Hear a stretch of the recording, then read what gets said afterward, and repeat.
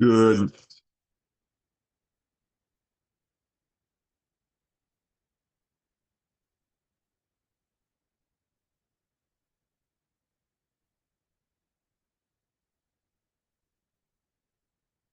Good morning, everybody. I'll be starting up in a few moments.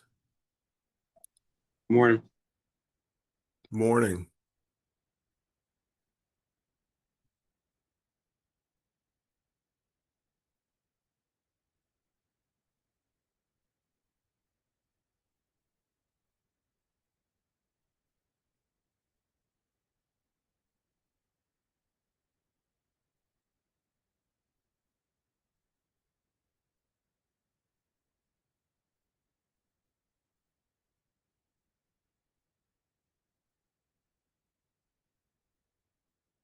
Hey, Mark, how are you?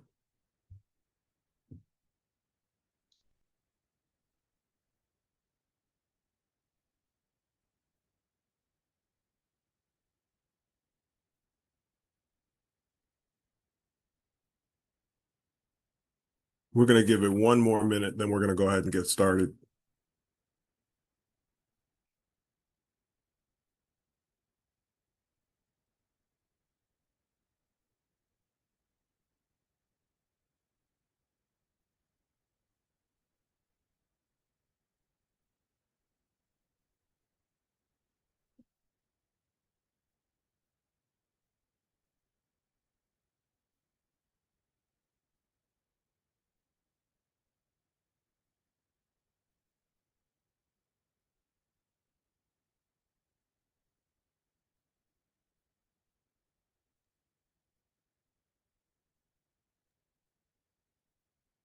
Hey, all right.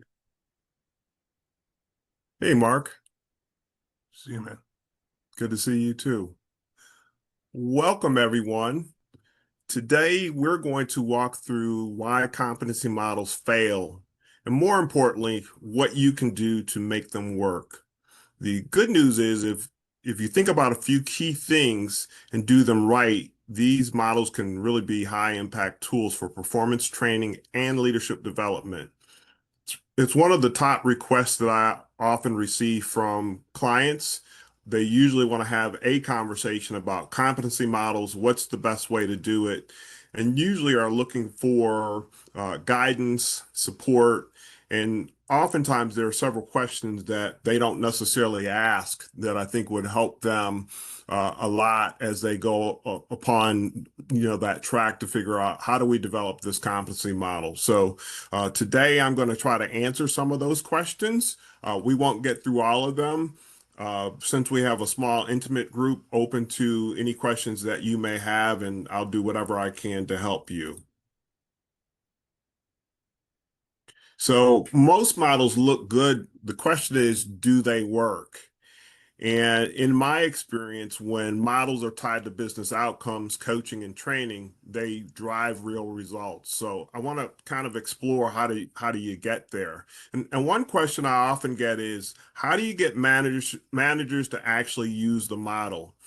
Especially when they feel like they don't have time to coach. And managers won't use a model unless it's tied to how they're evaluated and it's going to really drive performance. And I think that you know that you have a model aligned correctly with the right tools, resources, is when you have managers that use the model language to discuss the behaviors that they're seeing or the lack of behaviors that they're seeing. One of the things to think about when we ask the question, do models work? When they're not working, you see things like underperforming launches. And for those of you that are in pharma, it will be things like underperforming launches, sales team consistency. For those of you that aren't necessarily in sales, it may be whether it be on the manufacturing floor where things are not going correctly. And I think the big thing that everybody is has challenges with are managers coaching effectively. And competency models can help managers coach a lot more effectively. I've worked with organizations where they've had a competency model, but they're not using it. And consequently, when you talk to the managers about coaching, coaching seems to be all over the place and oftentimes is misaligned with the competency as well as the skill model. So as a consequence of that, there's a lot of confusion and there's a lot of misalignment with employees.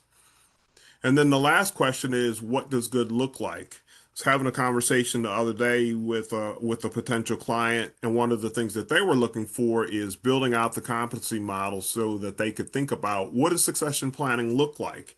And when people don't know what the skills that they're being evaluated against, it becomes very difficult for people to be promoted because they really don't understand what good looks like.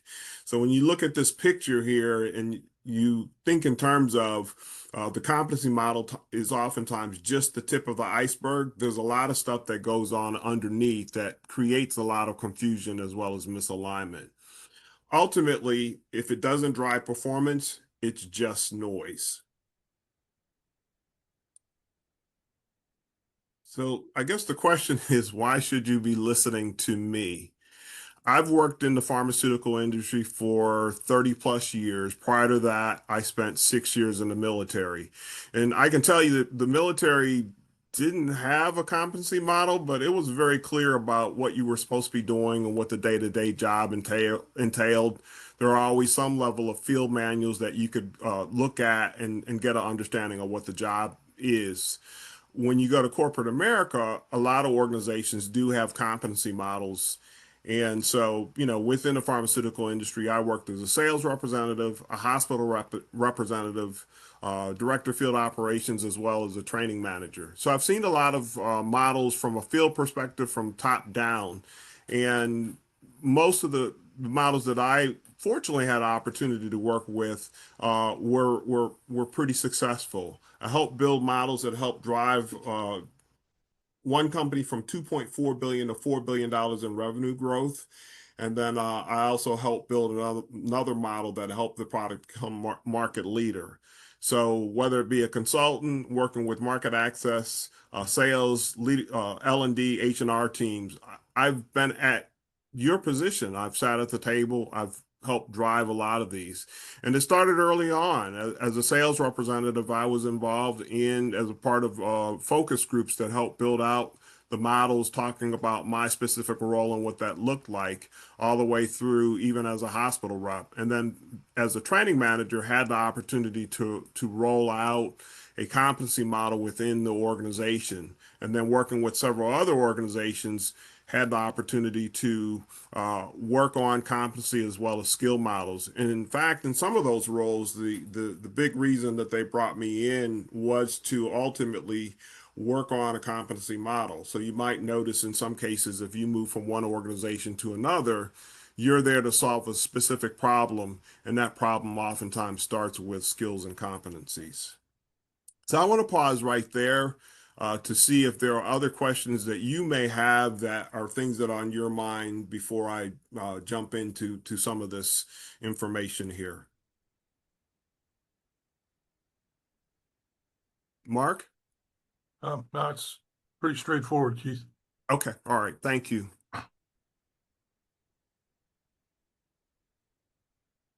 So one of the most common gaps or flaws is no link to business outcome. And I'll talk a little bit about this later. Ultimately, this is a missed opportunity. A lot of people go down the road of trying to build out a competency and skill model, but it's very unclear of what the business outcome is going to be.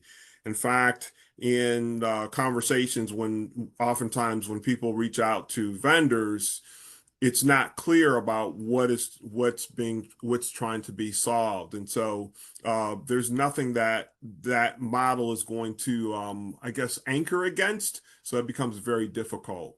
This this the second flaw oftentimes can be this piece around competency models can't be built in a silo. So the question gets to be how many people should be involved, and it needs to be the right people. I mean, ultimately, when you're doing a competency model, you're doing stakeholder management, and you have to manage your stakeholders. You have to bring people into the fold. Oftentimes, the more people that are involved in building the model, the more success that you're going to have. When you have less people, then it's a model that you built and people aren't going to buy into it. So you're more likely to get success when people feel like they've been along for the ride. Now, this may create more challenges. It may take you a little bit more time, but it's worth the effort. And then the other piece of this is models without some of the support tools that are needed. And along with this, um, when we talk about putting together a model and providing tools, it also includes using some of the data and information that's available. It's easy to just to go out and do stakeholder interviews and feel like you have enough information, but you have so much stuff at your fingertips. So if you're on the L&D side, or whatever side that you're in an organization, you definitely want to work with your HR business partners. You want to work with just people across the organization to get the information that you need. I think that when you kind of think about some of these things, when I talk about data, things like engagement scores. What does the engagement mean? We talked to a client the other day, and their engagement score numbers were pretty high. I know at least in life sciences, traditionally engagement scores probably run from 80 to in the high 90s. But when you look underneath the hood, clearly there are challenges, whether they be cultural, people not working together. So you have to kind of tease out that information. Things like turnover, one of the metrics that we looked at were the number of internal promotions. We were trying to increase the number of internal promotions for people that were in sales positions to sales manager positions. So those are all the types of metrics that you can use. So just don't think about doing stakeholder interviews and feel like that's going to give you all of the answers. And it may, but you do want to have some data that supports that. And the more of that information and the more of that work that you can do, the more successful you're going to be. And those are just some of the things that I would even suggest that if you decide that you're going to work with a vendor, those are the things I think you should be thinking about when you have that conversation, because they'll be able to help you a lot more effectively. They'll be able to pull, the right model, think about, how should we approach this, and help you figure out what are the problems that you're trying to solve. So those are just some things that I think that you should, really think about. Um, so three of the questions that we really are going to spend some time with: what problem are we trying to solve? Are we doing competency or skill modeling? And should I hire a vendor, or how should I work with one? So those are the three primary questions. And then I have a white paper that I'm going to send to everybody on this call that dives into some additional questions. And then to give you the opportunity that if you want to, get on a call with me to have more discussion, I'll have a link on the last slide. So I'm going to pause there and see if there are any questions at this point.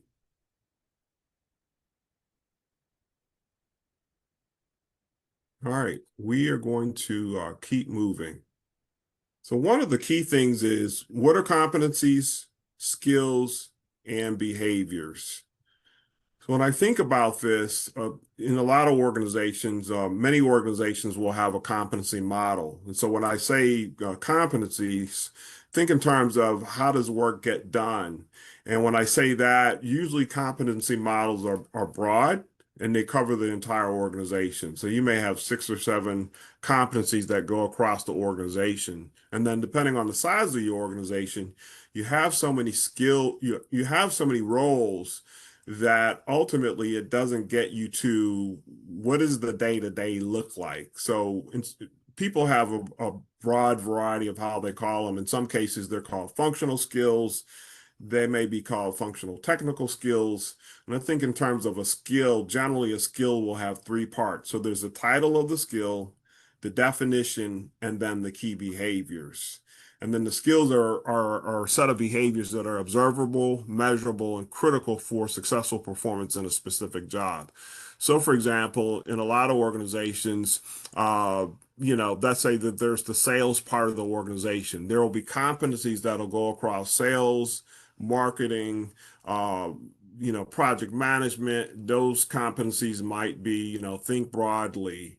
I off the top of my head, Lominger, Korn Ferry Lominger has a whole section of competency models that are very, very broad, that go across the entire organization. The challenge gets to be is that when it's time to write performance reviews, oftentimes performance reviews are written against the competencies. So how do you evaluate someone day in and day out when their job is project management and the skills that they need are project management based?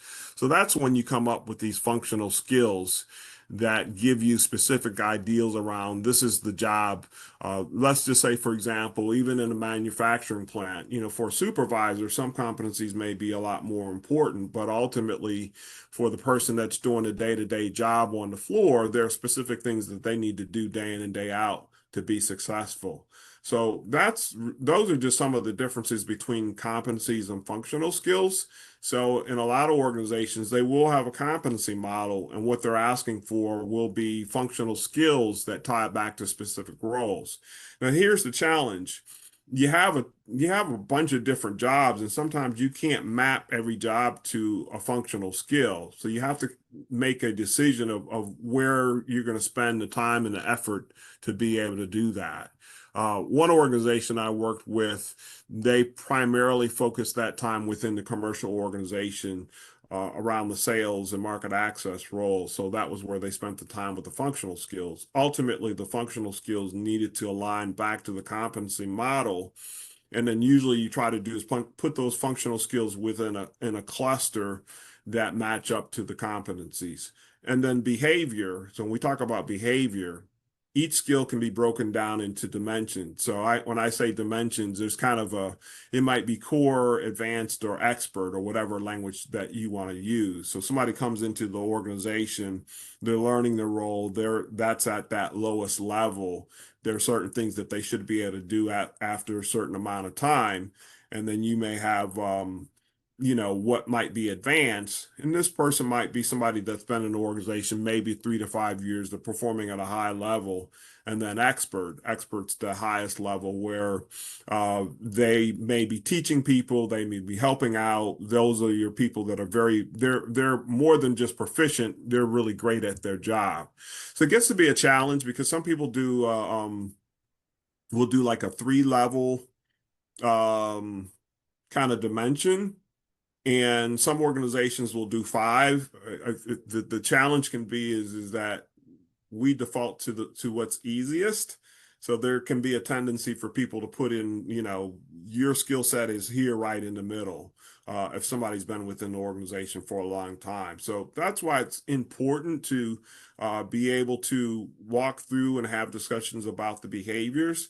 I think the other challenge gets to be is how we think about competencies, skills, and behaviors. Usually when these models are set up, they can be set up in an unrealistic way. And what I mean by that is if you have, let's say for your argument's sake, you have 7 skills. And for somebody to get promoted to a level, oftentimes the model will say, well, you need to be an expert level in 7 of those skills. Well, that's just not real life. We all have some weaknesses and things that we don't do well. And some people may be at that core or that beginning level for their entire career in a certain area just because it's just a weakness, no matter how much schooling and development that they have. And then there are those things that they're their strengths. They're things that it's how that person has had their success. And they double down on that and they develop more. And so they become an expert in that area.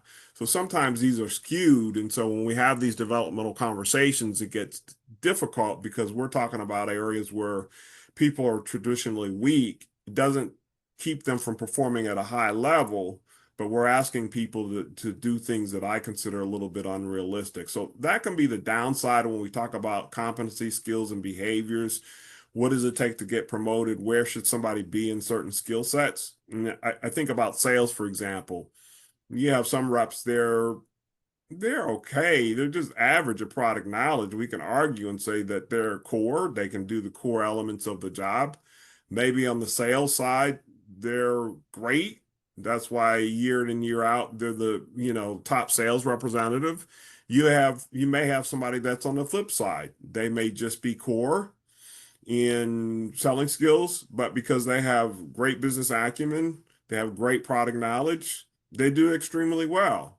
It may be the same thing with marketing. There may be specific things that you ask for people in a marketing role that they do extremely well. And then there will be some things that they don't do well. So think about those things when you put together these models and think about these definitions. I think the whole point of this slide is the competencies are at a higher level and are a lot broader. And then the skills or the functional skills are the things that it takes somebody to do the day-to-day job. And then the behaviors describe some of those skills. And behaviors will describe the competencies. They'll just be in a broader perspective.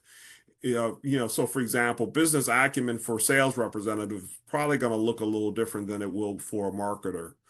Or if you're running a floor, your project management skills, what the expectations are for you are going to be a lot broader than it might be for somebody that's on the line or supervisor. So if you're managing projects and things like that. So those are the things that I think about when we talk about competencies, skills, and behaviors. And you will get pushback if you do not involve HR, especially if you're going to make changes to competency model that's already been built across the organization. I would tell you that's going to be a no-go. And even if you develop a skills model, you need to work with your HR folks to make sure that those skills align with competencies, and at a minimum, just to keep you in the loop. And oftentimes they'll have the data and some of the information that's needed for you to be able to have a high level of success. So I want to pause right there because I just covered off on a lot of information from my experience.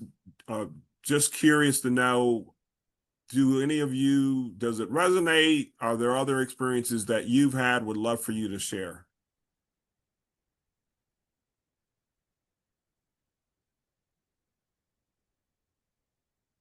Well, it's a logical flow, Keith.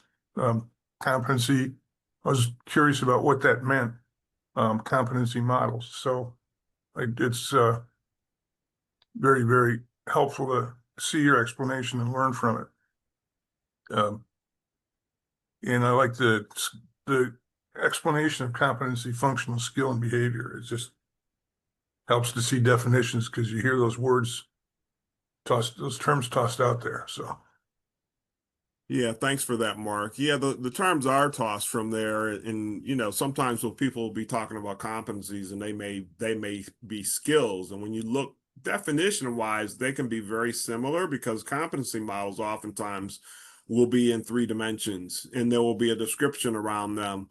Ultimately, they're just at such a broad view and they cover so many roles that it can be very difficult when you get into the day-to-day coaching and feedback of your people when you're doing one-on-ones and things like that to figure out where are your gaps and how does that align to what you do day to day. Some stuff people are looking at, being a visionary leader, for example. Let's say you're an individual contributor. You're just going to struggle with that because you're thinking visionary. I'm just trying to, do whatever it is that I do. So these definitions definitely come into play when folks are building out their models. So I wanted to use an analogy or kind of a metaphor. So when I think of a competency model, the competencies themselves are the entire tree.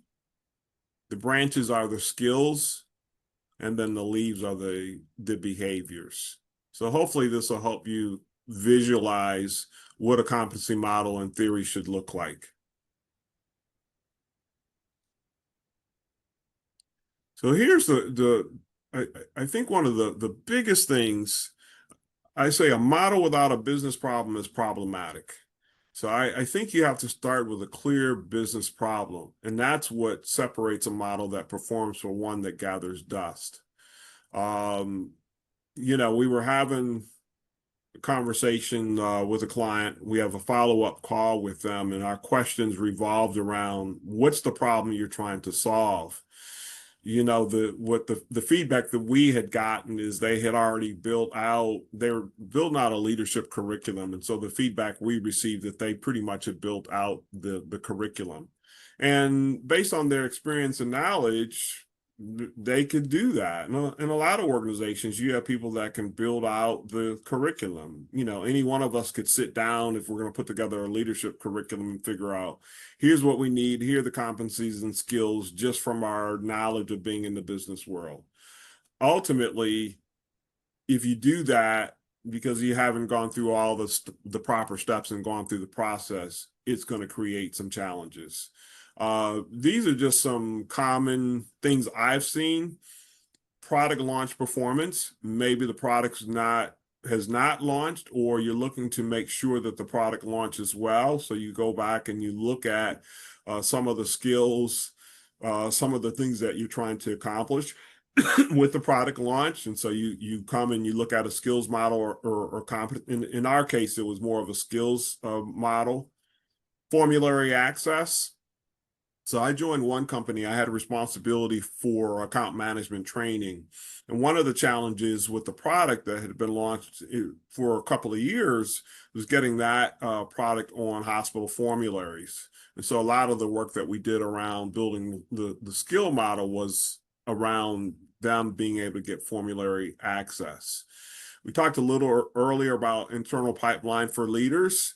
So some organizations, a lot of their talent, they'll hire from outside the organization, and they haven't built a developmental pipeline to be able to build leaders. And so in some cases, you have people that are sitting in current roles that have the talent and skills to do the next level job, but leadership's not confident. They haven't had an opportunity to see them in some of the development phases, and they're scared because getting people in these roles, you still have to perform at a high level. You have P&L goals to reach, you have business goals that need to be reached, and you don't want to take a chance on somebody that's not proven. So sometimes you pull somebody from outside the organization that you know is proven. And the challenge with that gets back into things like culture. Do they fit into the culture?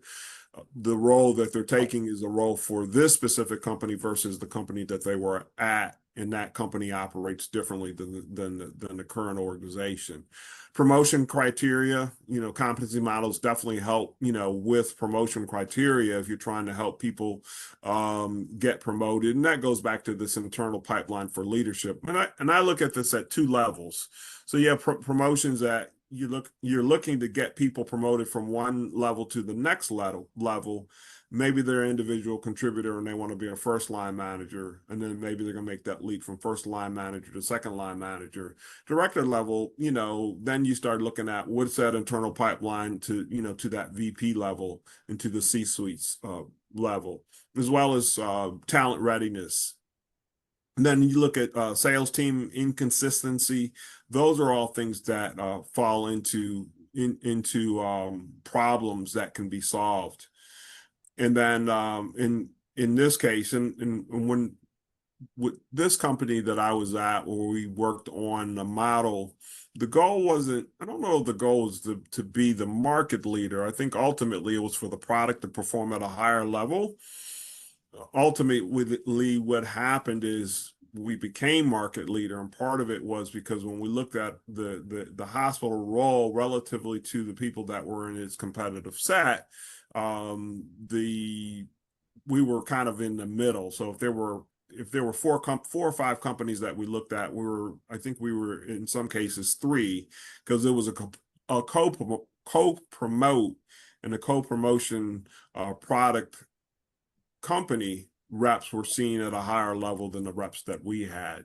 So what we built out was designed specifically to be able to move our reps to a higher level. So those models, because they had a business problem that we were solving, helped a lot, because they set up not only curriculum but training for the next 3 or 4 years, and all of those things were aligned against what the brand goals were from a P&L perspective, as well as the year-to-year objectives. So that's what I mean when I say a model without a business problem is problematic.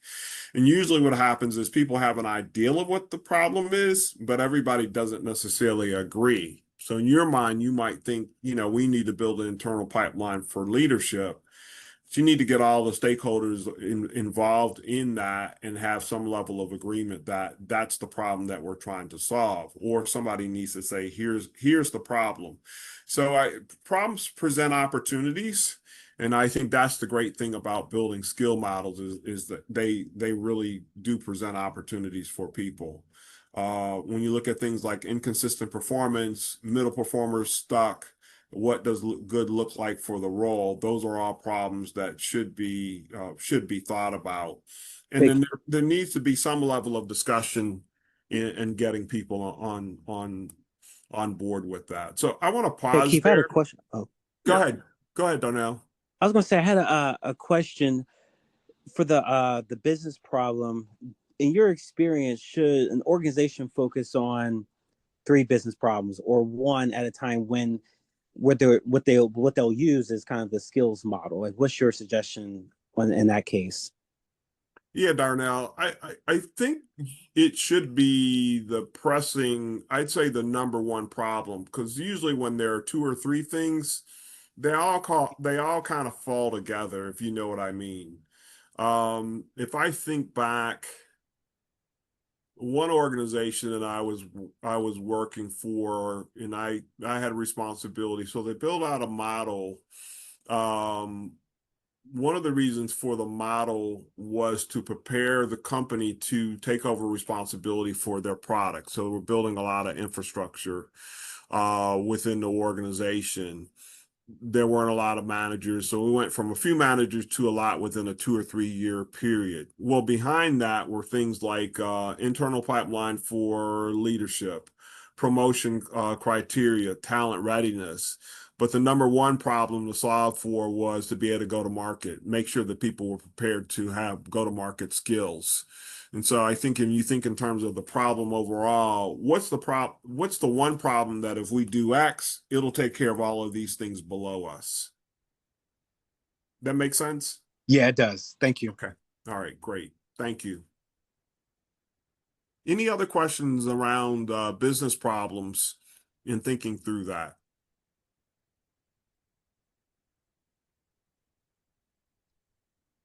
All When you right. say problem, Keith, I got a note here that says, I just said business problem. The notion of opportunity jumped into my head, a business opportunity, or business objective. Are they overlapping, interchangeable?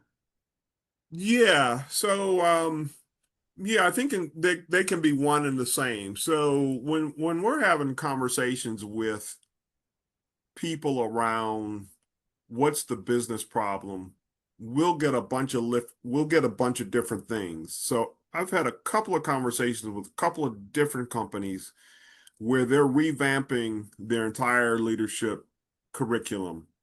And so if I ask them, why are you doing it? What it feels like is because senior leadership wants us to do this. If I talk to five companies, they'll give me a variation of some of the same things. Some of these companies I've worked for, some of them I haven't, but the grow model, we're using Blanchard, we're using situational leadership. Everybody's doing exactly the same thing, but they can't tell me, well, what you were doing before, what's not working. And so because they can't answer that question, what you have is that you have a project where you're spending money, you don't really have an outcome because you don't can't really say, well, what does good look like? Why are you doing what you're doing? The answer might be because what we're doing is not working, and how we know that is we're not having as much success. So let's just use AI for example. One of the challenges right now is and challenges slash opportunities. Everybody's a lot of different places. So fundamentally, that changes how a role is. So some companies, the rule is you're not using AI. Some companies, it's we're going to build it in-house. And then some companies, it's, something else. And so AI is a leverage. So you think about let's say we're gonna build out a skills lot model, or we're gonna update our skills model to leverage updating technology because we want to be competitive, or we're struggling based on some of the data, so on and so forth, that we have that against our competitive set. So those are opportunities slash problems versus let's just revamp it, and you have a whole bunch of stuff. Ultimately it comes down to what is it that we're measuring. So if we're gonna measure the impact of this model, how do I measure it in a way that we know that the model's working?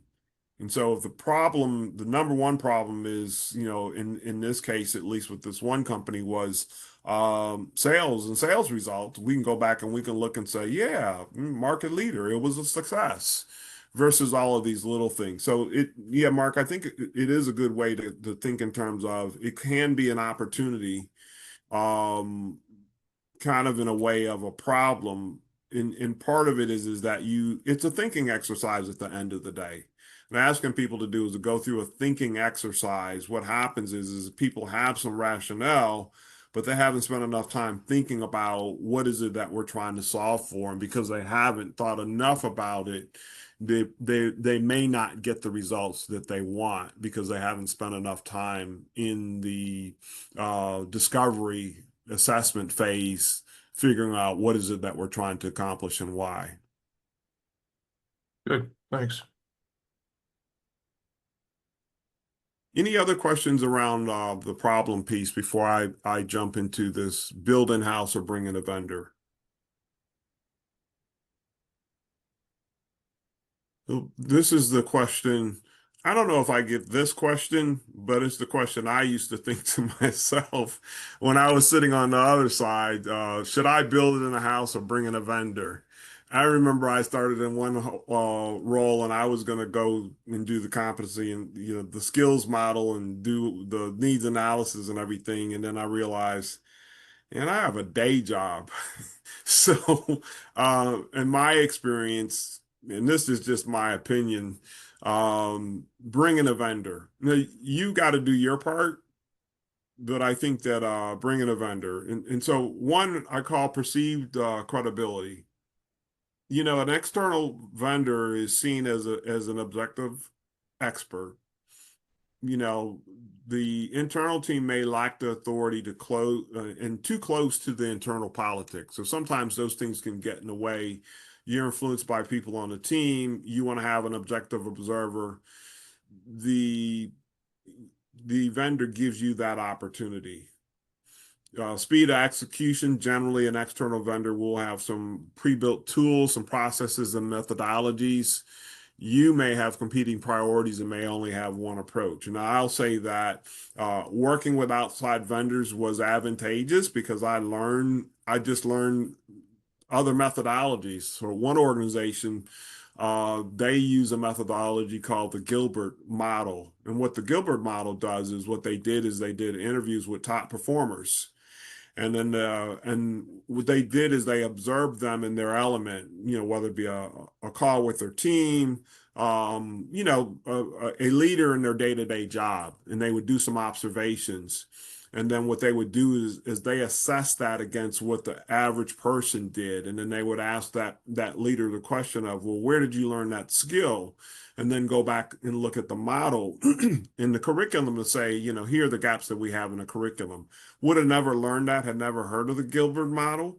And so it was different than just doing stakeholder interviews across the organization. It was with a specific group of people to get a sense of what their knowledge was. So that was one of the things that I learned from working with an outside vendor. The other thing that I did with another organization is that we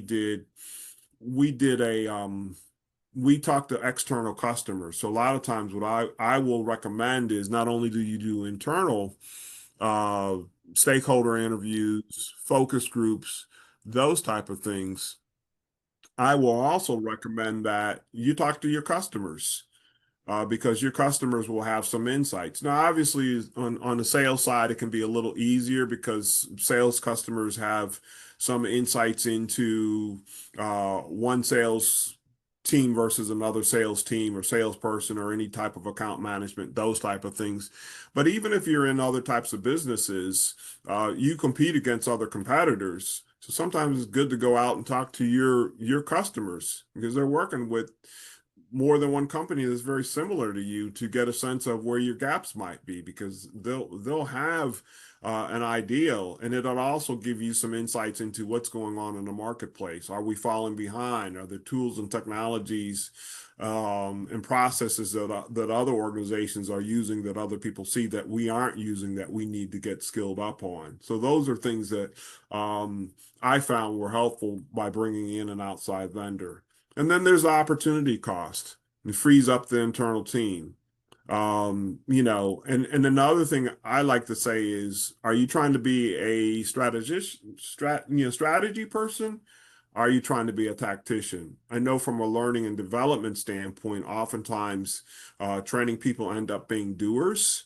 And even from an HR perspective, I can't remember what the statistic is, but um, I know on I know on boards, on the executive team, I think there was a statistic that said majority of executive teams did not have a HR person on the executive team. So when you think about people are a priority, it shouts that maybe not so much because HR is not necessarily seen as something that improves revenue, that improves the bottom line and improves the P&L.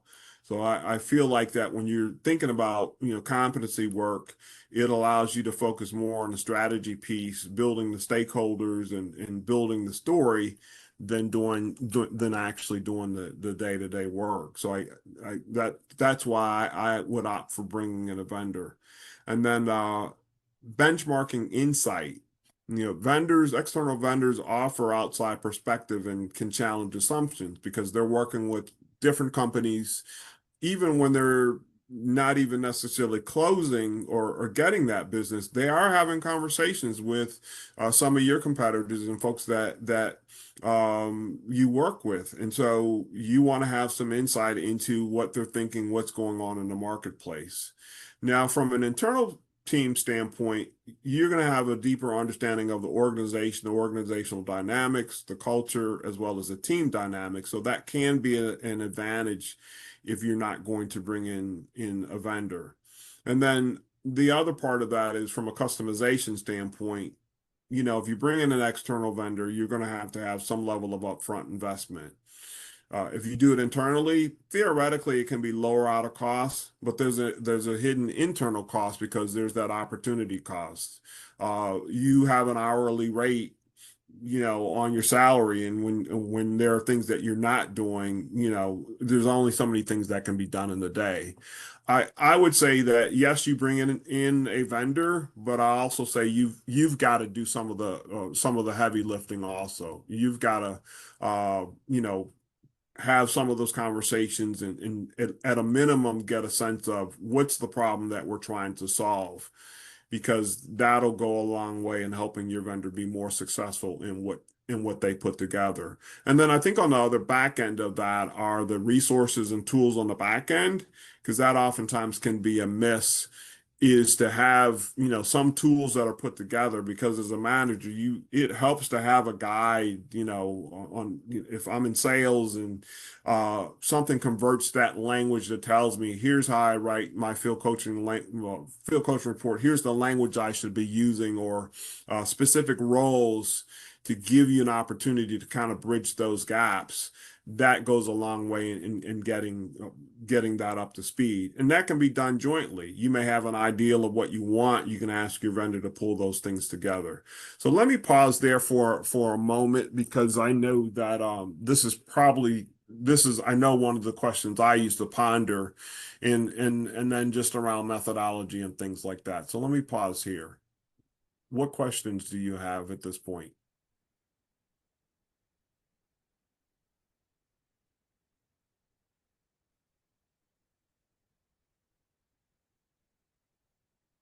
All right, moving on.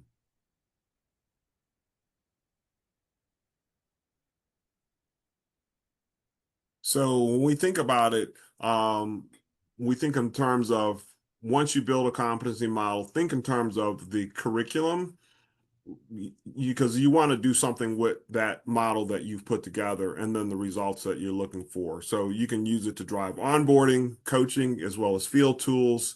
I always recommend doing a curriculum mapping.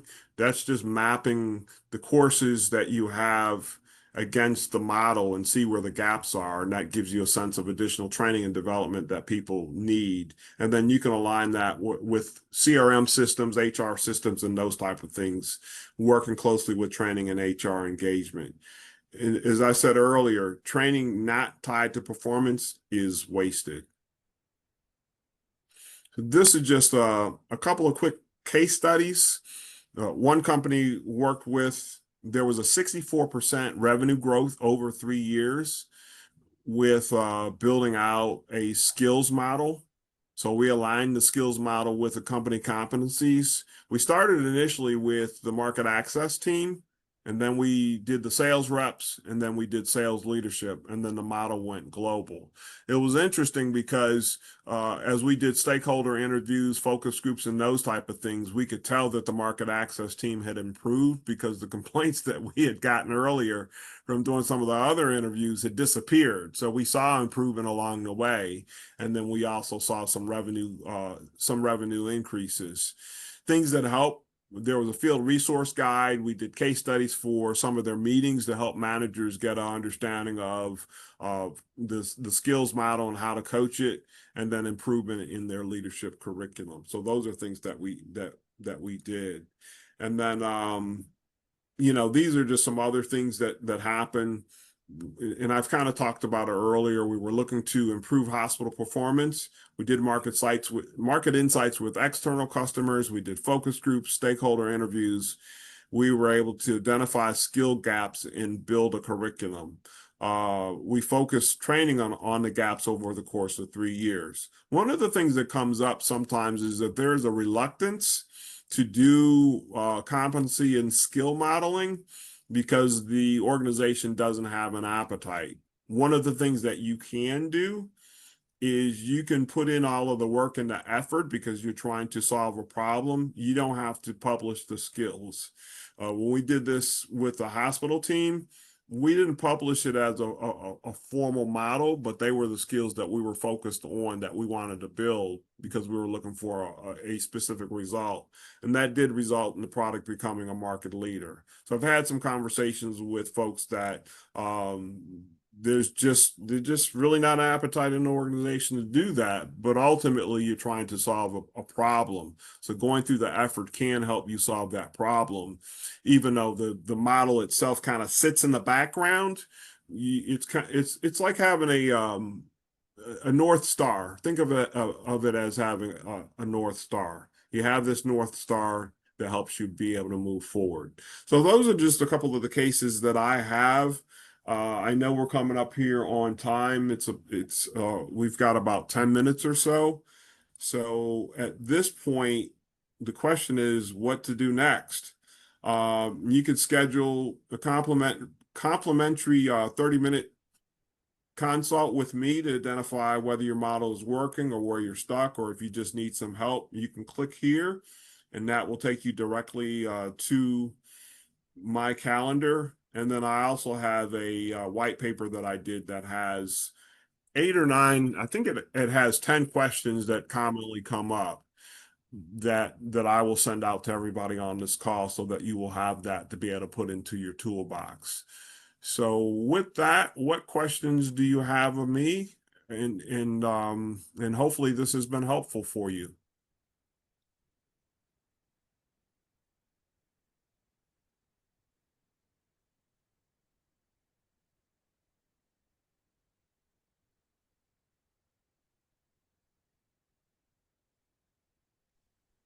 Hey Keith, this was really helpful. You had talked about stakeholders. In your experience, who do people usually skip out on when creating these competency models as stakeholders? Who do people usually skip out on? Right. Or they come back to them because they missed them. Yeah, I'd say depending on your role, people have a tendency not to want to get HR involved.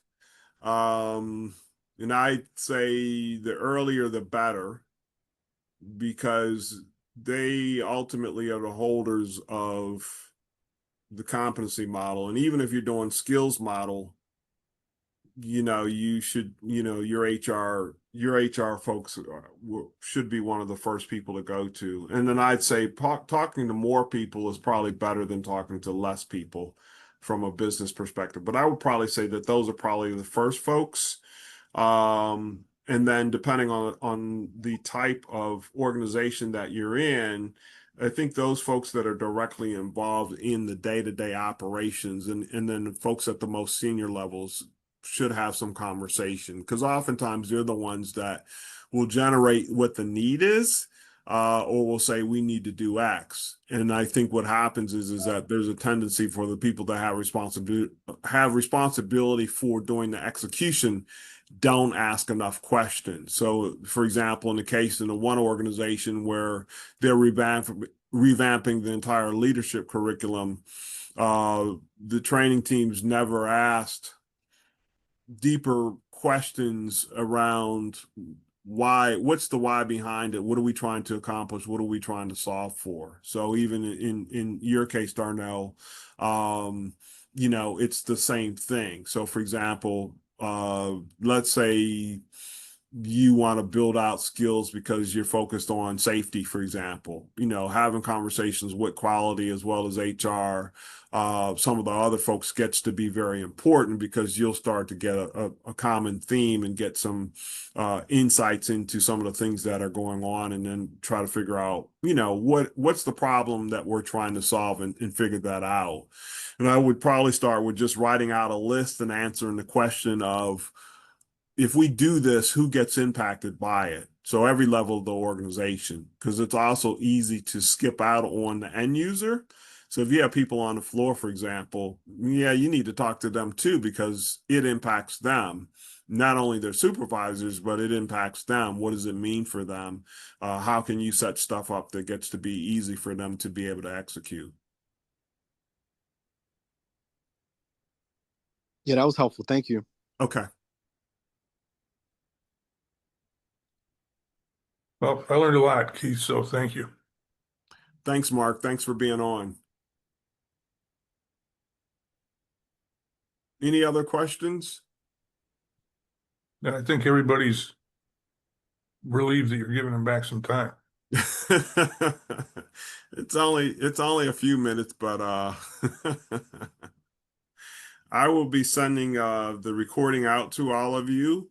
And, there's my link there. You can also go out to, my website, Core Management Training, or you can reach out to me on LinkedIn. So thank you for everybody's participation. And hopefully you found this helpful, and look forward to seeing you on the next webinar that I have. Okay, thanks, Keith. All right. Thanks, Okay. Keith. Thanks, everyone. Thank you.